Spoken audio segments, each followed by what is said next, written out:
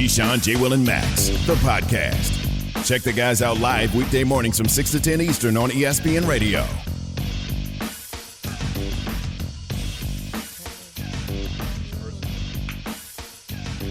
NFL season is back. 15 games in the book for week one.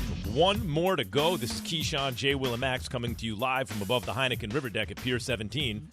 Nothing better than overreacting to week one in the NFL. Oh, it's the kind of thing that really burns Key. Key does not like the overreactions of the media and the fans. Key really chaps and yet, Keys. we live on it.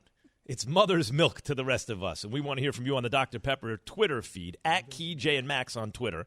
And the call-in line, 888-SAY-ESPN. All right, Jay, why don't you set it off with an overreaction, see if we get Key going.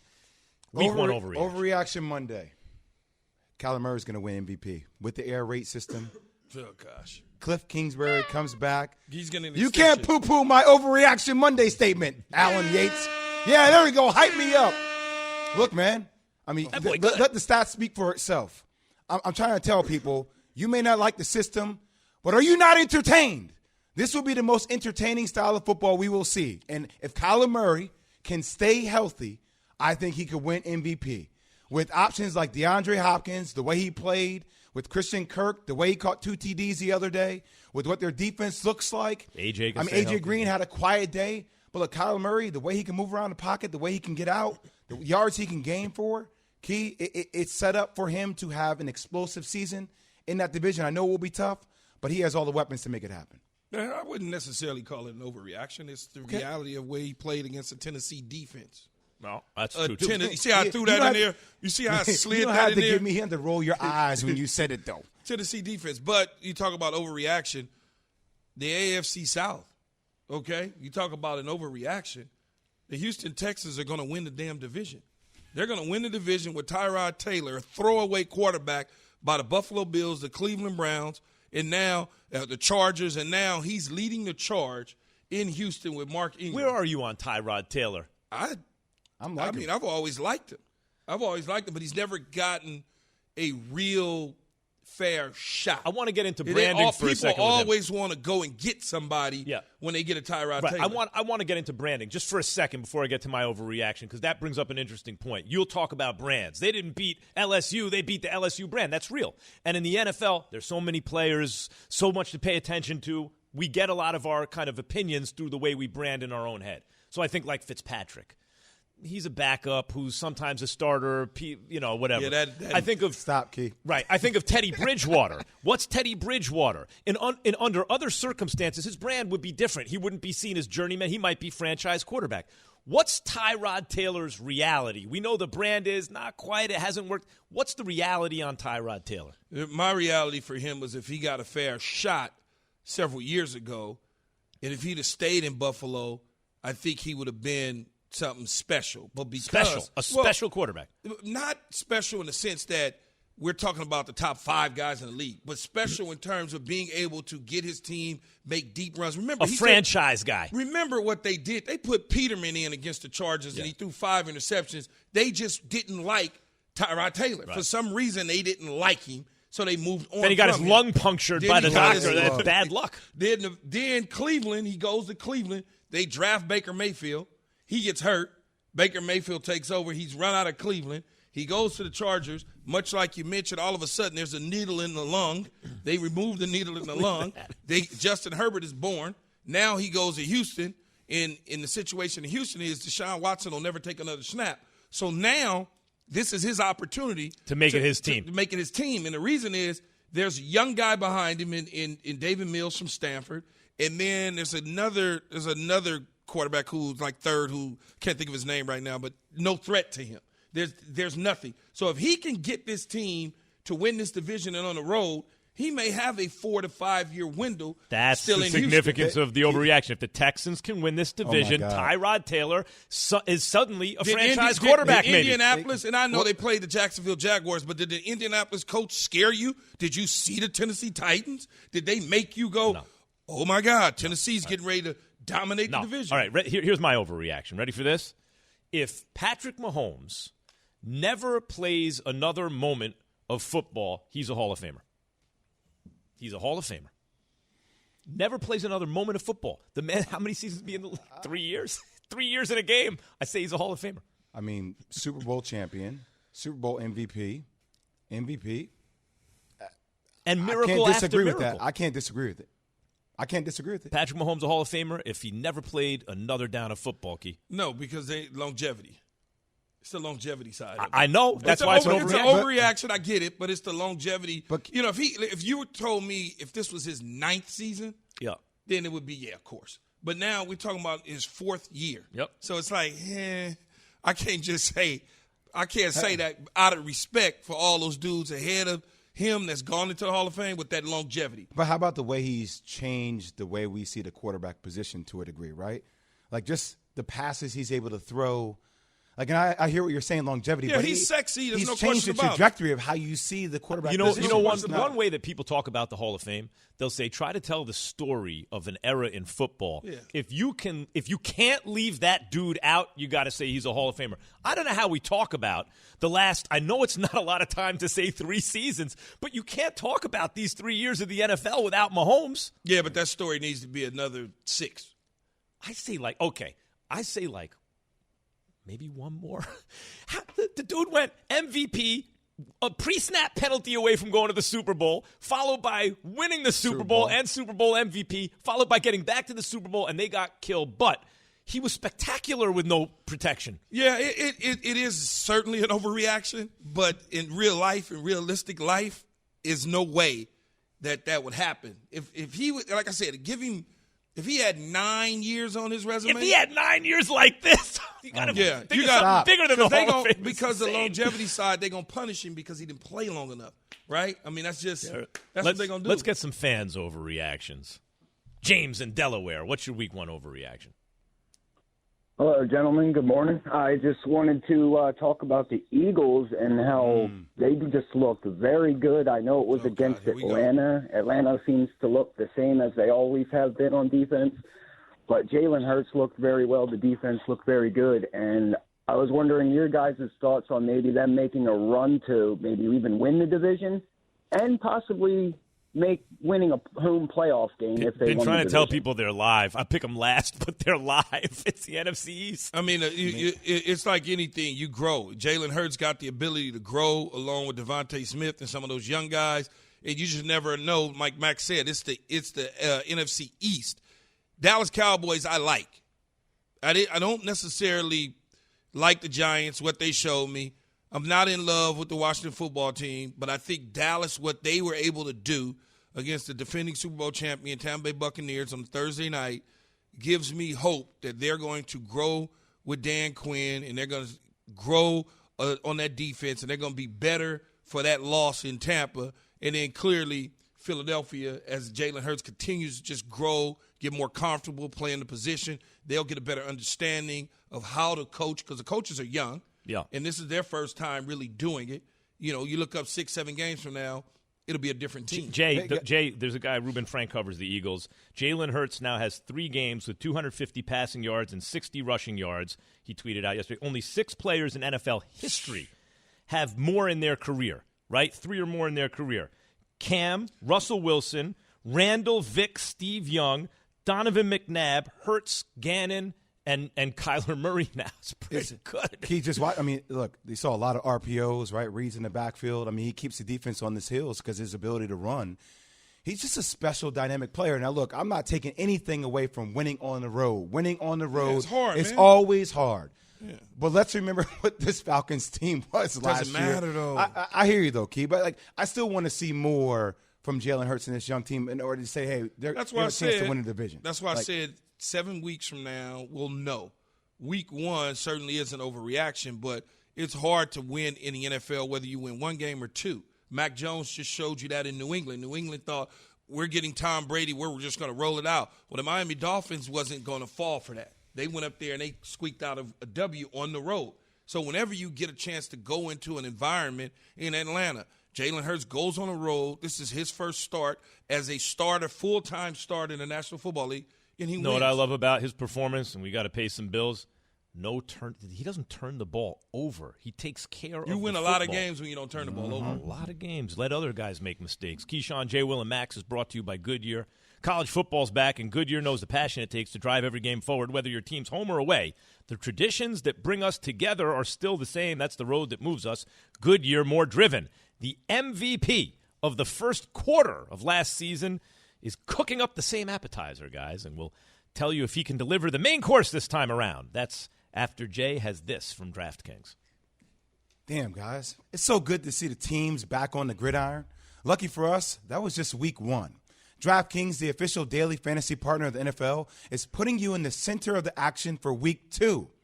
New customers can get a free shot at millions of dollars in total prizes with their first deposit by signing up using code KJM. So get in on all the action right now. It's simple, guys. Just pick your lineup, stay under the salary cap, and see how your team stacks up against the competition. Feel the NFL action like never before with a free shot at millions of dollars in total prizes. Download the DraftKings app now and use code KJM. This week, new customers can get a free shot at millions of dollars in total prizes. Enter code KJM to get a free shot at millions in total prizes with your first deposit. If you haven't heard me the past 5 times, that's code KJM. Only at DraftKings, the official daily fantasy partner of the NFL. Minimum $5 deposit required. Eligibility restrictions apply. See DraftKings.com for details. Just incredible stuff. It's an amazing chemistry that they have. For us to be able to step up on the deep ball, it was as perfect as you could land. There's nothing we can't do, and so we got a lot of guys that can catch the football and make plays. We can get better. That's a good thing. More Keyshawn, J. Will, and Max, next. Millions of ESPN fantasy players need to be confident they're making the right decisions. By analyzing billions of data points, IBM Watson is delivering insights to help them make smarter decisions and to keep ESPN at the top. Visit IBM.com/fantasyfootball to learn more. Do you own or rent your home? Sure you do. And I bet it can be hard work. You know it's easy? Bundling policies with Geico. Geico makes it easy to bundle your homeowner's or renter's insurance along with your auto policy. It's a good thing, too, because you already have so much to do around your home. Go to geico.com, get a quote, and see how much you could save. It's Geico easy. Visit geico.com today. That's geico.com. Right, Mike Williams one-on-one left with St. Juste in coverage. That's where he's looking. That's where he's throwing. Mike Williams caught touchdown. Mike Williams and the big body, and St. Juste never had a chance. DJ, you could have written a letter, stamped it, and sent it to Ron Rivera and told him that's where you were going, and there was nothing he could do about it. Justin Herbert picked up right where he left off. It's time for Key Observations, brought to you by Geico. Whether you rent or own, Geico makes it easy to bundle home and car insurance. Go to geico.com today. Number 1. Justin Herbert will not have a sophomore slump. He will pick up exactly where he left off. You saw him last year, 4,100 yards in the air. Switch coaches, didn't change his style at all. We watched him dial it up against the Washington football team. When you see guys that's this young heading on this trajectory, they wind up walking through those doors in Canton. I'm putting him in Canton 10 years from now. I'm not arguing with you. What's Number 2? Tennessee's defense. Tennessee's defense, for Vrabel, the head coach, to be a defensive mind, a guy who came, first of all, he played defense, came over from the Houston Texans after being their defensive coordinator, can't figure out how to stop a nosebleed in Tennessee. Yes, they ran up against Kyler Murray and DeAndre Hopkins, but so damn what? They never gave the offense an opportunity or a chance. They let Arizona go up and down the field as if they were playing tennis with one another. Yeah, you're not lying. Number 3. Russell Wilson, week 1 MVP. Yes, I know. He did this last year. I get it. I understand it. But he shredded an Indianapolis Colts defense that played so well a year ago, was one of the top defenses in the NFL. He took advantage of them. Hey, go Hawks. That's all I can say. Number 4. Jimmy G, San Francisco. Yes, he's safe for one more week. Got another week. Just one more week. And I know it's crazy, Max, that we always look at Jimmy G as this quarterback that's going to lose his job week to week. But he played terrific in that game yesterday. I don't see where Trey Lance will be taking over anytime soon. Yes, he may mix it in here and there, but for the most part, as long as Jimmy G stays healthy, the San Francisco 49ers will continue to win football games. He's a good quarterback. Really good. Number 5. And number 5, Jameis, famous Amos Winston. This is why Sean Payton kept him around. This is why Sean Payton decided to go out and sign him. When he looked up in that division and Jameis Winston was throwing the ball to the other team 30-plus times and turning the football over week after week, but yet and still very productive on the offensive side of the ball. Remember, 2 years ago, he threw for 5,000 damn yards. But Sean Payton also knew that Jameis Winston, if I can keep him under control and not put him in harm's way, we're going to win a lot of football games. There was a lot of people that thought, even last year with him not really knowing the offense, that he gave them a better chance to win games in New Orleans if he would have become the starter than a Hall of Fame guy in Drew Brees. Excuse me. Let's back it up. Let's back that up a little bit. Did you hear what he just said, Jay? Yes, I heard. Let's back that up and repeat that, please, Key. There's people that felt last year that Jameis Winston could have given the Saints a better opportunity and chance to win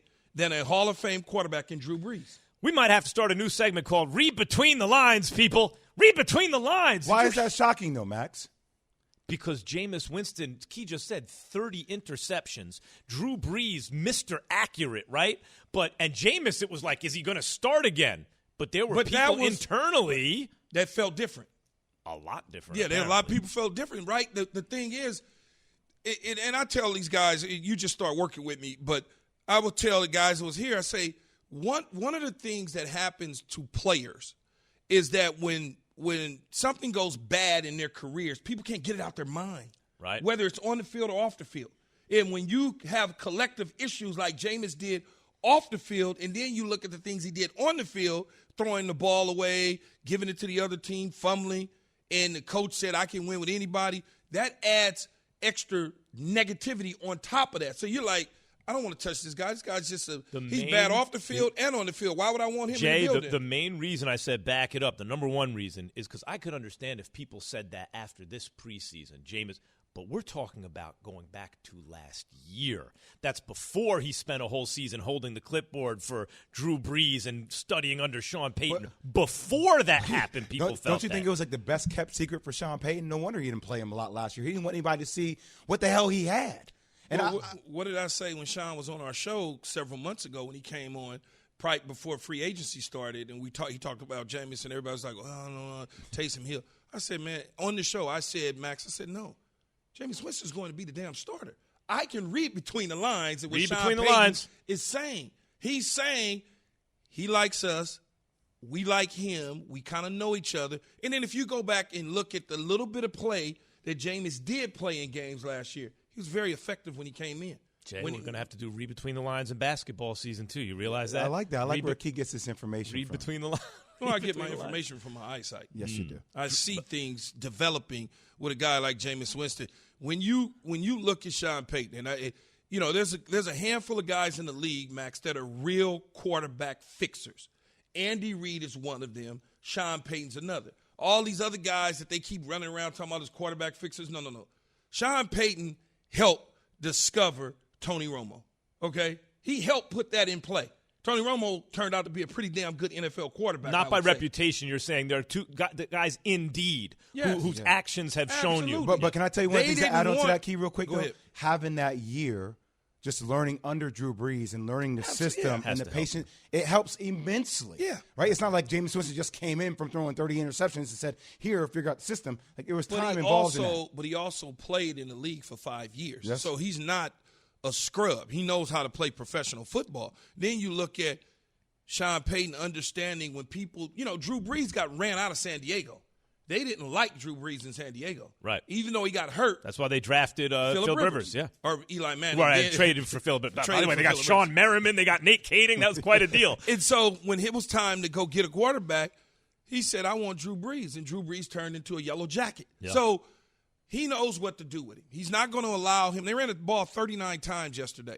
They took a page out of Bill Parcells. He took a page out of Bill Parcells' book, a guy who learned underneath Bill. So I think Jameis is going to do wonders in that division. And I know people look at it and go, well, Tom Brady's there.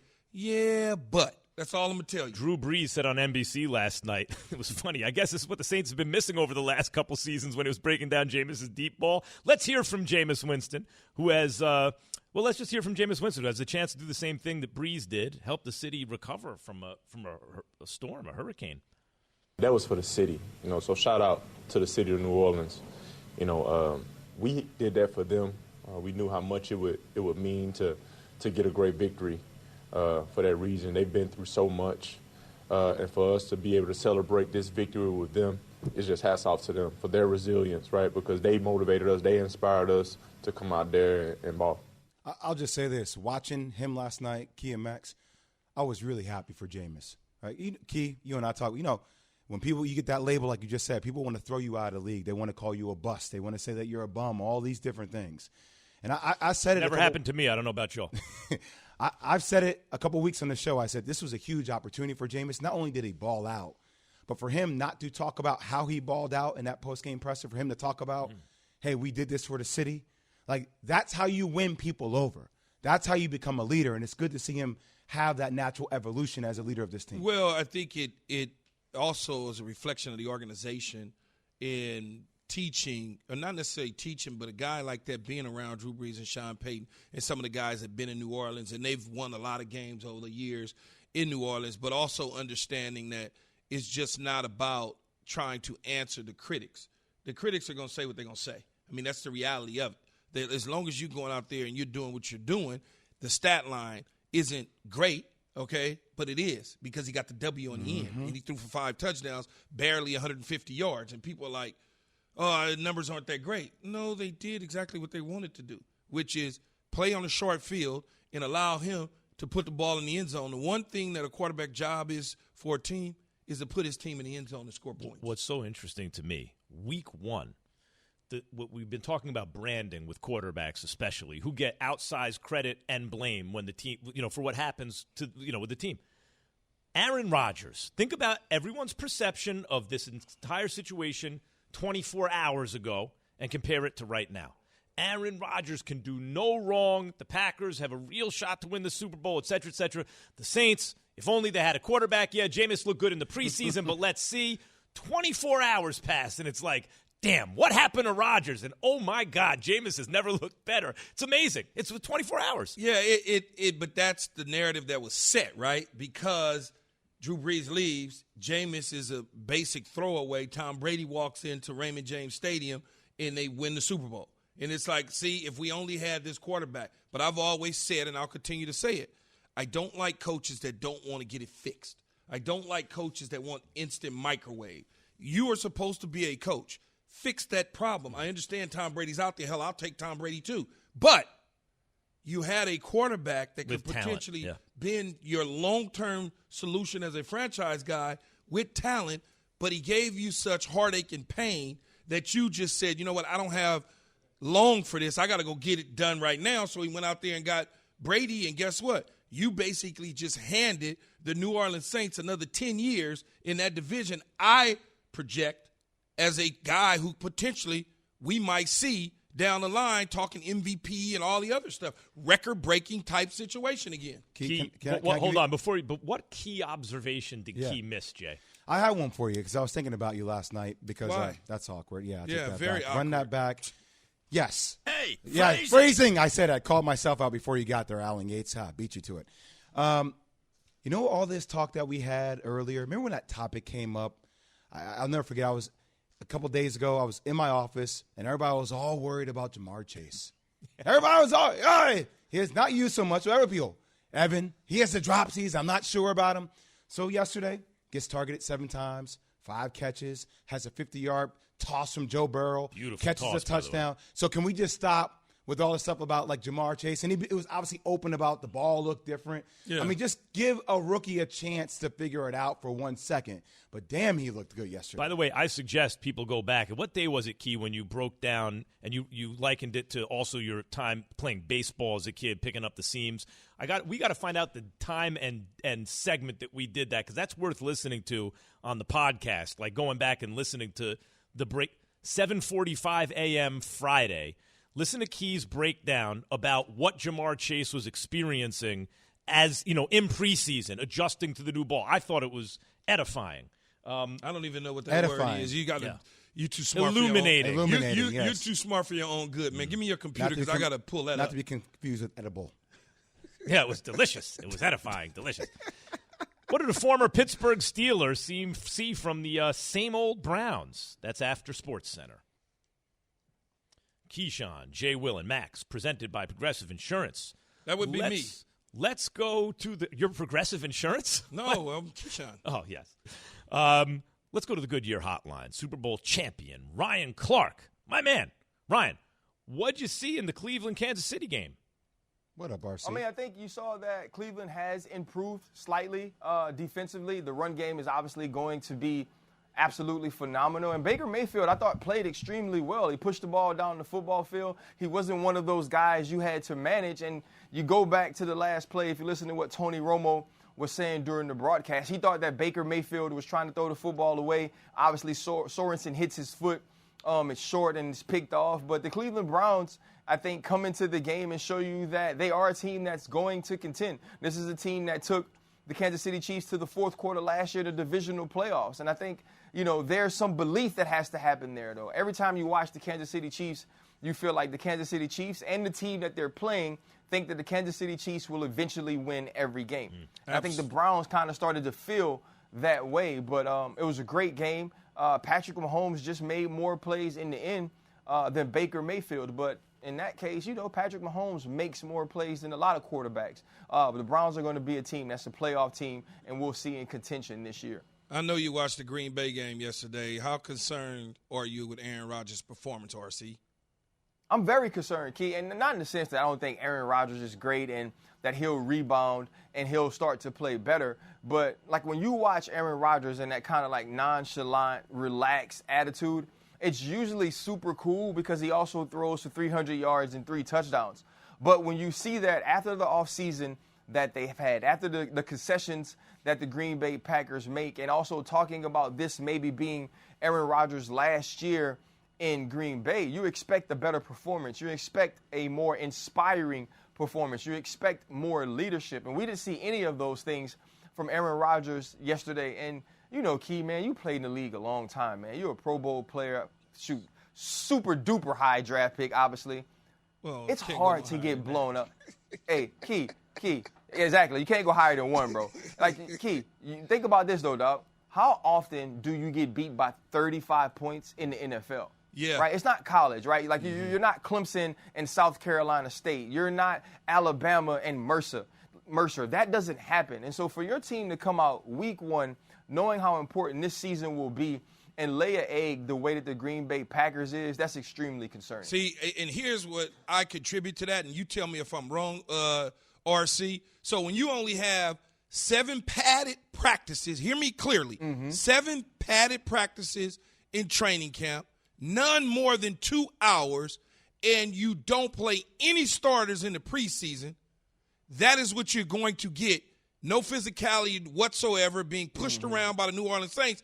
That was Green Bay this summer. They only had 7 padded practices in none more than 2 hours. You can't start a season that way. No, you're absolutely right, Key. And you got to think about this, too. On top of not having a ton of padded practices, on top of short practices, you also don't have a team that plays many of its starters or its very good football players throughout the preseason. And so you're going to get a slow start. You're going to get a less aggressive start. But even with that, though, it's about the execution. Right? If you get physically pushed around, if there are some things that don't work for you from a physicality standpoint, stopping the run, being able to protect the passer, you expect some sort of execution, some sort of creativity from a play calling standpoint. And we also didn't see those things. So I think Coach LaFleur didn't come in with a great plan to have this team prepared after having an offseason like they had, but also he didn't come in with a great game plan or any type of strategic adjustment that helped the Green Bay Packers yesterday. And so if this team doesn't get back to work this week and they don't figure out what they're going to be moving forward, this could be a season that really goes down the drain for a team that's been to the NFC Championship the last 2 years. RC, yesterday I was getting a lot of texts from Key because obviously I picked the Bills to be one of my teams to get to the Super Bowl this year, and Josh Allen being a dark horse for MVP. But, man, they just got punished yesterday by the Steelers. Yeah. What did you see out of the Bills that you need to see for them to get back to the level they were last year moving forward? Jay, you know, think about when you played at Duke and, going out and putting up 25 or putting up 30 was something you did regularly. You still had to go work on that. It seemed like the Bills remembered who Josh Allen was last year. Remember how good their team was last year. Obviously, the one preseason game he plays in, he's lights out. And it felt like they almost said, you know what, Josh, go out and just make plays. Let's kind of freestyle this. Let's not get into the play action game. Let's not make sure we find ways to make the Steelers get uncharacteristically eager defensively. The Steelers barely pressured Josh Allen, and they're a pressure team. They rushed 4 people. They dropped Minka Fitzpatrick down in underneath coverage. They used their players and used their game plan to make Josh Allen play with pace. They didn't allow him to push the ball down the field, and a couple times he tried, he was inaccurate. It seemed like a team that was resting on their laurels from last year. You got a $250 million quarterback. There was like, we're going to let this guy go out and win it. And so the thing that was alarming to me was that I felt like Coach Daboll, their offense coordinator, didn't come in this game with a plan to help his offense. And then when they couldn't move the ball or things weren't going well in the second half, I don't think they made good adjustments. Now, am I panicking on the Buffalo Bills? Hell no. They're very talented defensively. They got a guy who's not only a dark horse for the MVP, but a guy who's probably going to end up being top 5. But yesterday was not their finest day. And I'm going to attribute this more to the Pittsburgh Steelers also going out and winning this game than it was the Buffalo Bills losing it. The great Ryan Clark, ladies and gentlemen. RC, always great to talk to you, and we'll talk to you soon. As a matter of fact, go ahead. Well, can we get like the lights fixed in the studio and get approved so you guys can have 4 people on set, so I don't have to be in the same building with y'all and work from the bureau cam? I'm trying to hang out with my friends. That's it. Well, you can work on that. You could hang out with me on This Just In later on in the week, RC. I hope to have you on that show as much as possible. That's see you this week, brother. By the way. That's Ryan Clark on the Goodyear Hotline, brought to you by Goodyear, with you for every mile on the road to greatness. Goodyear, more driven. A reunion between Cam and a former coach. An idea I thought maybe would work a couple months ago, but may not be as easy as it sounds. That's after Key has this from O'Reilly.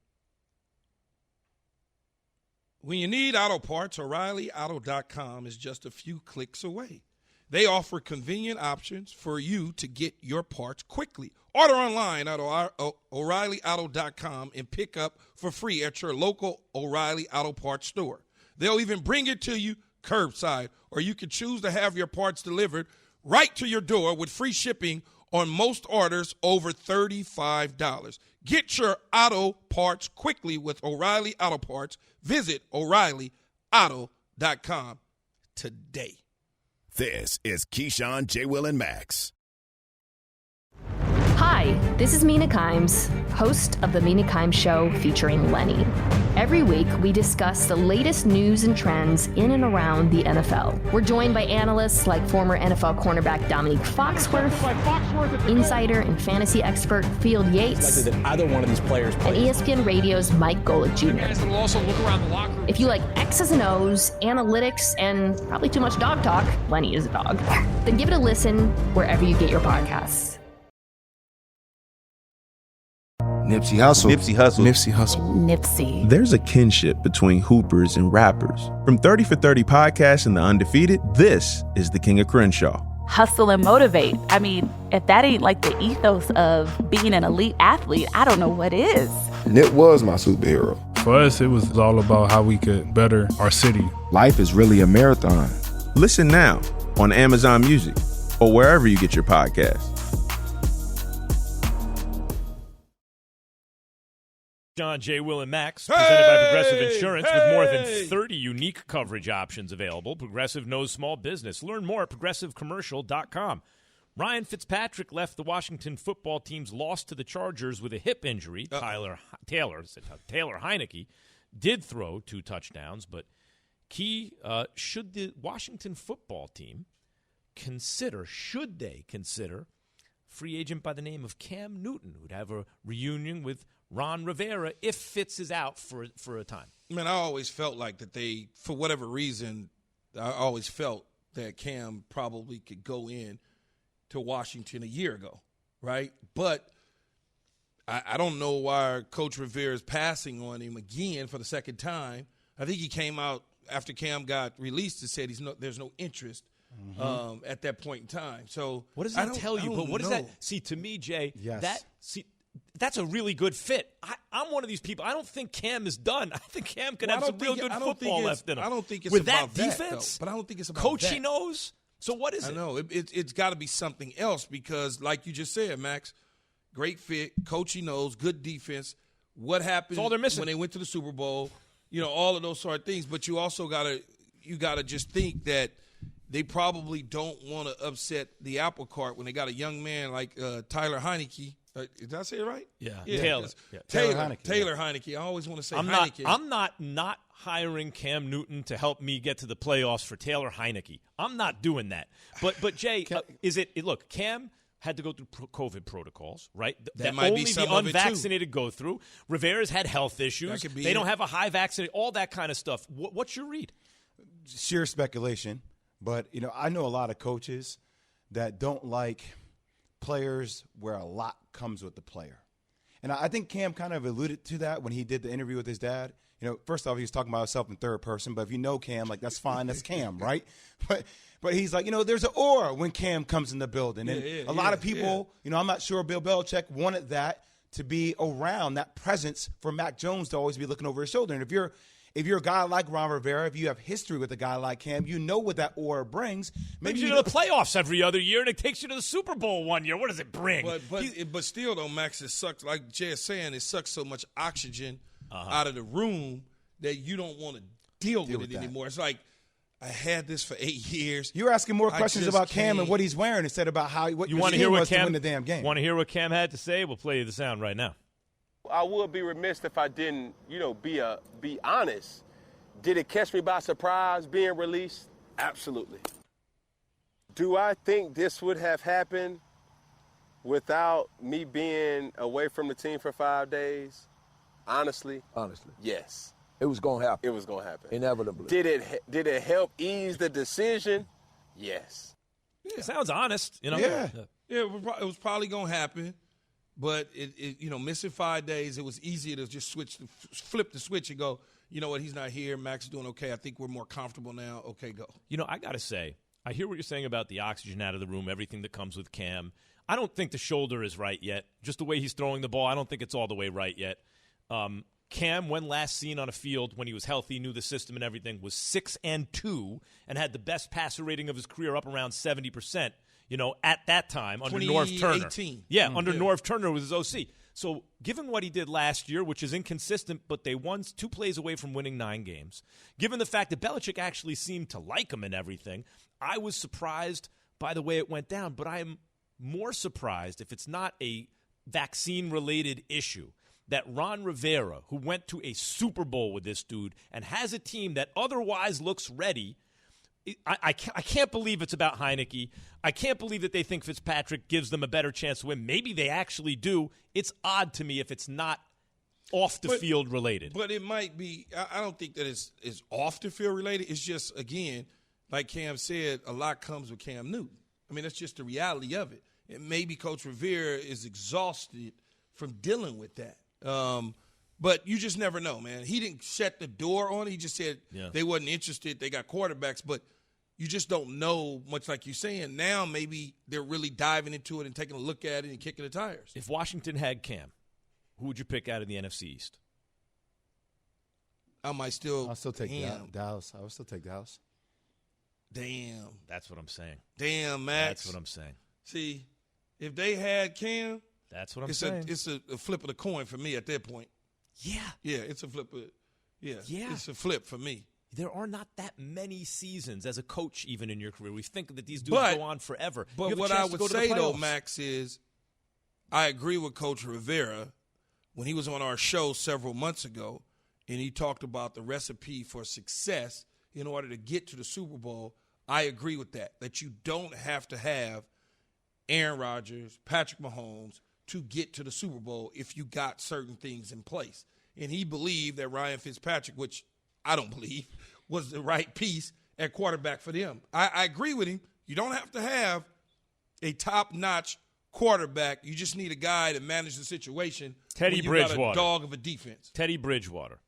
You know, but I'll tell you something. When they went to Teddy Bridgewater off of Cam, Cam brought a lot to the table, just not in a traditional quarterback way, but as a winning football player. I agree with that. Yeah, I mess with Cam all day long. I don't have any issues with him at all. I just think that certain coaches feel a certain way about the style in which they want to play, and he won't allow you to play that style. Keyshawn, J. Will, and Max is brought to you by Mako. With Mako and their magic, your car's no longer tragic. If life throws you uh-ohs, just say, better get Mako. And head to Mako.com to get an online estimate today. I'm looking at the NFC East. My hapless Giants. I mean, like we only have about 30 seconds or a minute here, but all I can say is I see Seattle. They traded for that guard with a 5th-round pick. Mm-hmm. He's doing great. Like, how hard is it to put an offensive line together? This dude Apparently Gettleman got the job 4 difficult. seasons ago. He said he's going to fix the offensive line. It doesn't take this long. Well, you just need Daniel Jones to not have the dropsies anymore, not fumble the ball, not turn the ball over. To block for Saquon too. You know, if you're getting contacted in the backfield, it's called a sack. I hate to tell you, it's not a tackle. It's a sack. Running backs getting sacked. They got no running game. All right. One quarterback continues to fight on with his new team, and oh boy, did this first win feel good. Oh, we have another minute? I feel like – did you ever see the old Dana Carvey routine on Saturday Night Live when he's doing George H.W. Bush, and he'd be like 1,000 points of light. He'd be running there's plenty. Well, I don't have time to get into that now. No, there's plenty of time, sir. You have another minute. I feel like Dana Carvey in the George Bush sketch. We're doing just fine. We're doing good. I mean, like, how much can I complain about the Giants? You're in preschool right now, man. You're all right. How much can I complain about the Giants in one segment? Because I could complain plenty more coming up. We talked about the NFC East. You guys are high on the Dallas Cowboys, but now there's only 20 seconds, so there's no time to get into that. I'm not as high on the Cowboys as you guys. Well, the Washington football team is just doing fine. I'm just vamping now. This is called vamping and just not talking. All right. Keyshawn, J. Will, and Max on ESPN Radio, and we're going to be heading to ESPN News on television, not from here to ESPN News, so go check us out over there. Be back in a minute. Do you own or rent your home? Sure you do. Fortunately, Geico makes it easy to bundle your home and car insurance. It's a good thing, too, because having a home is hard work. Go to geico.com, get a quote, and see how much you could save. Geico.com. Easy.